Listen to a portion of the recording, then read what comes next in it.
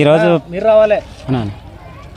ఈరోజు పెద్దదర్పల్లి గ్రామంలో విగ్రహ ఆవిష్కరణ చేసుకున్నందుకు చాలా సంతోషంగా ఉంది. ఇది చాలా ప్రత్యేకమైన దినమని నేను చెప్పుకోగలుగుతున్నాను. మరియు దీనికి ప్రత్యేకంగా అన్నగారు రామనరసయ్య గారు రావడం కూడా మాకు చాలా సంతోషకరం. ఎంతో దూరం నుంచి అన్న మనం పిలవగానే రావడం అనేది చాలా మంచి విషయం. ఇలాగే ప్రతి ఒక్కరూ సహకరించిన ప్రతి ఒక్కరికి పేరు పేరున ధన్యవాదాలు తెలుపుకుంటూ ఈ అవకాశం ఇచ్చిన అందరికీ థ్యాంక్ యూ.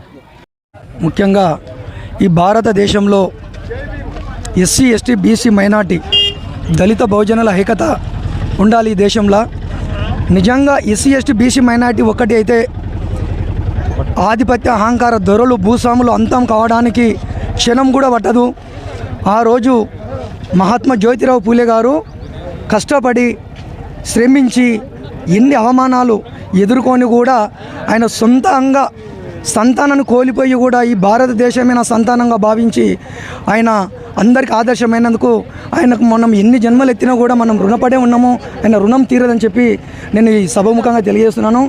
ఆయనను ఆదర్శంగా తీసుకొని భారత రాజ్యాంగాన్ని రచించినటువంటి బాబాసాహెబ్ అంబేద్కర్ గారు అదేవిధంగా ఈ భారతదేశం సావిత్రిబాయి పూలేని చదువుల తల్లిగా గుర్తించాలి అని చెప్పి ప్రత్యేకంగా ఆమెని చదువుల తల్లిగానే గుర్తించాలి, ఇక్కడ సరస్వతిదేవి కాదని చెప్పి నేను ఈ సభముఖంగా తెలియజేస్తున్నాను. అదేవిధంగా అన్న గిద్దరామ నరసన్న ఒక 10 పాటలు ప్రత్యేకించి ఎస్సీ ఎస్టీ బీసీ మైనార్టీల కోసమే పాటలు సెలెక్షన్ చేసుకొని అన్న ప్రిపేర్ అయ్యిండు. సమయం లేకపోయింది కాబట్టి ఒక 2-3 పాటలు పాడగలిగిండు. అన్న చాలా అంత దూరంకి వెళ్ళి ఎంత ఆరోగ్యం బాగాలేకుండా వచ్చినందుకు అన్నకు ప్రత్యేకంగా ఈ గ్రామం తరపున ఈ జిల్లా తరపున ఈ అన్నకు ప్రత్యేకంగా ధన్యవాదాలు తెలియజేస్తున్నాను.